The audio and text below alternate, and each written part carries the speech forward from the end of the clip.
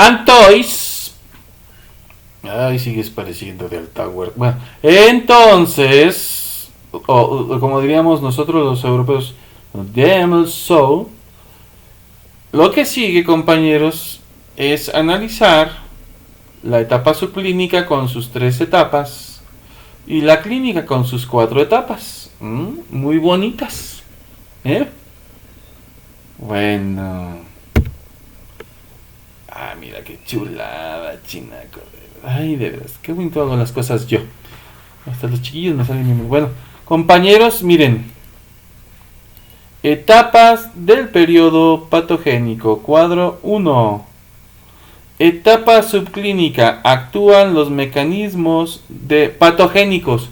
¿Cuáles son los mecanismos patogénicos?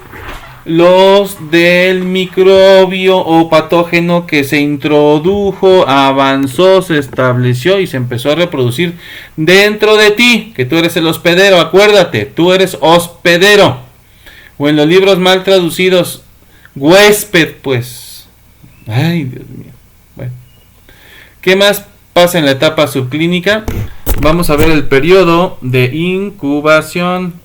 Periodo de incubación. Aquí se ve muy bonito. ¿Qué pasa en el periodo de incubación? Los microbios o patógenos se reproducen muchas veces de manera exponencial. Sobre todo las bacterias, los virus y los parásitos microscópicos lo hacen de manera exponencial, es decir, rapidísimo. En 20 minutos, en 30, a lo mucho en una hora, ya tienen el doble de población de la que tenían. Tú tienes 1000 bacterias ahorita y en 40 minutos ya tienes 2000, a los otros 40 ya tienes 4000, así. Y eso que el sistema inmunológico las detiene un poco. Bueno, pero ahí se están incubando. Si son poquitas, pues no te dan síntomas, ¿no? Pero ya cuando son millones y millones y millones, entonces ya dan síntomas. Periodo de latencia debe estar antes del de incubación. Aquí hubo un error y a mí los errores me caen regordos.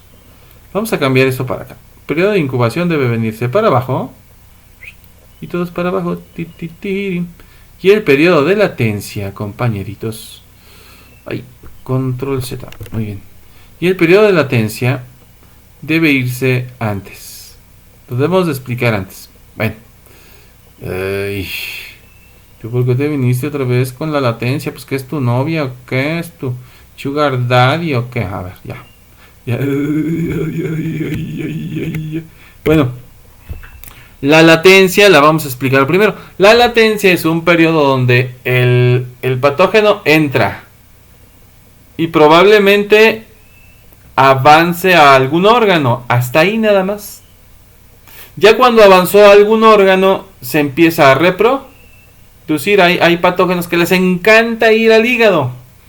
Por ejemplo, el virus de la hepatitis. La duela hepática.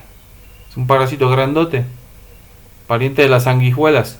Y les encanta. No se quedan ahí en el tracto digestivo alto ni nada. Se van y hasta que llegan al hígado, ahí se empiezan a reproducir. Mientras no se reproduzcan, se llama periodo de latencia. Es muy famoso el caso de los enfermos de VIH, de SIDA. ¿Sí?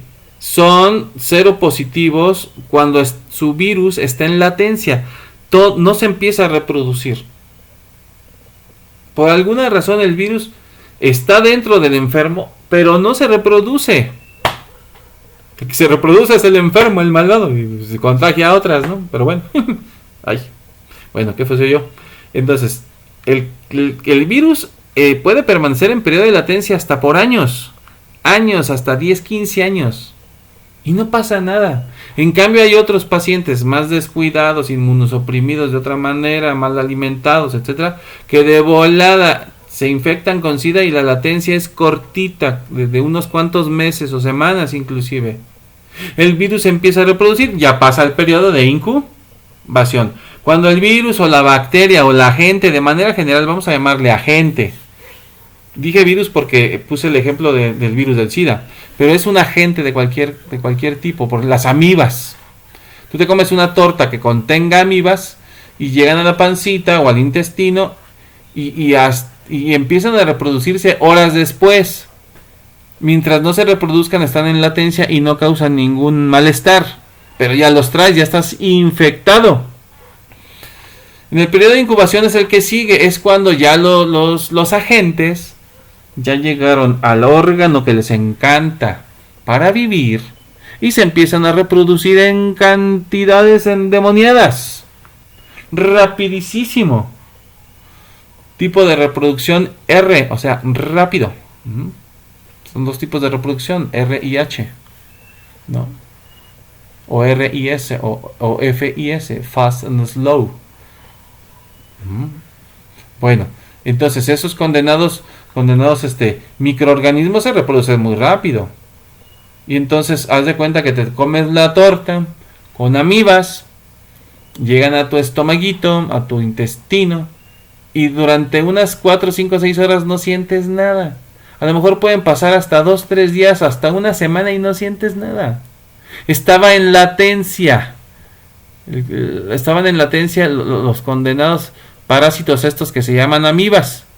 Pero de repente se empiezan a darle vuelo a la reproducción. Parecen spring breakers, ¿no? Y entonces empiezan a reproducir. Un despapay ahí bien hecho, Sodoma y Gomorra. Y bolas. Y entonces tú tenías poquitas amibas. Tenías unas 100. Y de repente ya amaneces un día cuando se reprodujeron con 1,000,000 en la torre. Porque durante la noche, durante ese tiempo, fue su incubación. Por eso el que sigue es el periodo de reproducción y expansión local. Local quiere decir que ya llegaron a un órgano y ahí se van a alimentar de él. Las carajas amibas, por ejemplo, se alimentan de estómago, intestino, hígado, corazón, nana y buche.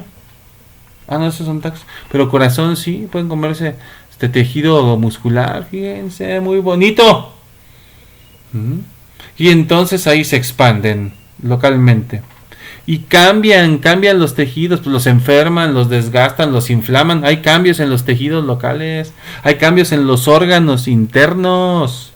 Empieza a dar dolor, inflamación, empiezan a haber hemorragias, pus. Si los abriéramos, pues mal olor, ¿verdad? Y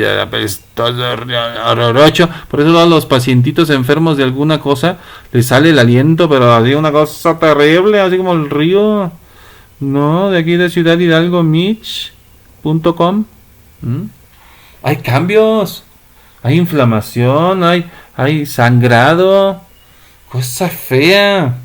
Y luego, desgraciadamente, si no se atiende el paciente a tiempo, si se comprometen vasos sanguíneos grandes, etcétera, hay una cosa que se llama diseminación sistémica.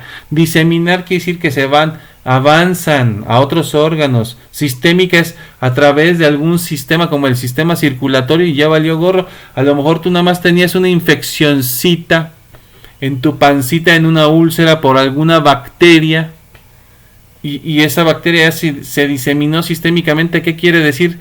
Ya la tienes, esa bacteria, en todo tu cuerpo, en lo que se conoce como septicemia. El Papa San Juan Pablo II murió de una sepsis o septicemia. Se le fue su infección que tenía, creo, en la garganta, ¡pum!, de los pulmones a todo el cuerpo, por alguna neumonía que haya tenido, ¿no? En el caso de las amibas sí pueden producir hasta úlceras y pueden producir una sepsis no tan sistémica, porque no son capaces de avanzar, pero el virus y bacterias sí. Por eso la diseminación sistémica es el fenómeno por el cual un patógeno que está localizado en un órgano o en un tejido específico, por alguna razón se distribuye en todo el cuerpo. Imagínate, pues te mata, las septicemias matan, son difíciles de controlar, en fin. Eso pasa en la etapa subclínica. ¿Qué pasa en la etapa clínica, compañeritingos? En la etapa clínica pasa lo siguiente. Primero empezamos con signos y síntomas inespecíficos. ¡Ay, ya me duele la panza! Pero no sabes por qué es. Nada más te duele la panza. No sabes si son amibas, bacterias, virus, hongos, protozoarios o parásitos grandotes. No sabes. Pero ya tienes esos síntomas. Se llaman inespecíficos porque no sabemos cuál es su origen. Pero ya te está fregando, ya te está doliendo ahí la pancita. Para luego pasar, si siguen los síntomas, a signos y síntomas específicos. Si aparte del dolor de pancita te pones amarillito, entonces no era la pancita, era el hígado seguramente, o el páncreas, o el vaso. Fíjate, te puedes poner amarillo de 3 diferentes órganos inflamados. Por lo regular es el hígado. Por lo regular es la bilirrubina cuando el hígado está infectado. Se produce una sustancia en exceso que se llama bilirrubina y te pones amarillo. Ese síntoma se llama ictericia. Color amarillo de la piel. Ya es un síntoma específico. Ya le bajamos para acá. Y ya podemos darte el nombre de tu enfermedad. Hepatitis. Inflamación de las patas. No es cierto. Inflamación del hígado. Y de las patas. No, que no es de las patas, no entiende. Ay, mi otro yo, perdón. Luego podemos pasar a la etapa de cronicidad y complicaciones. Cronicidad es que se alargue la enfermedad por años. Y complicaciones, pues es que se complique. Que se haga más grave de lo que era. Ya sea porque no se atendió, ya sea porque es la evolución natural de la enfermedad, ya sea porque estás inmunosuprimido, ya sea porque estás mal alimentado, ya sea porque le entras a la tecata, ya sea porque le entras al bote, ya sea porque... En fin. Entonces hacen la cronicidad y las complicaciones. Luego te pueden quedar secuelas. Las secuelas son disfunciones, marcas, alergias, cosas que te quedan después de una enfermedad. Sí, hay mucha gente que, por ejemplo, ya de una neumonía queda con secuelas en sus pulmones, ya no respira bien, ya se le oye un silbido, cuando expulsa el aire ya hubo un daño permanente, una secuela, un daño permanente que no se le va a quitar. Por ejemplo, una secuela terrible es por las marcas que deja en la cara, o dejaba, porque ya no existe esa enfermedad, la viruela. Deja unas marcas así hoyoyosas. Y finalmente, pues si el paciente no se recupera, si el paciente tiene estas complicaciones y agravan su enfermedad, pues es probable que llegue la última etapa de la historia natural de la enfermedad, que se llama muerte, donde ya no hay. Vamos a ver, para declarar muerto a alguien no es tan sencillo. Mira, no respire, se murió, ya pum. Ya, mira, no respira, pum, ya, muerto. No es tan sencillo, hay estados catatónicos, hay estados de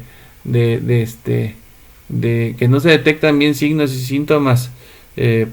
No se detectan bien los signos vitales. ¿Sí? Y pueden declarar muerto a un cuate que está vivo. Imagínense. Luego los encuentran en sus ataúdes así todos retorcidos como si se hubieran querido salir. Bueno, seguimos hoy más. Le seguimos. No, sí, seguimos, perdón. Yo parezco de San Pancho.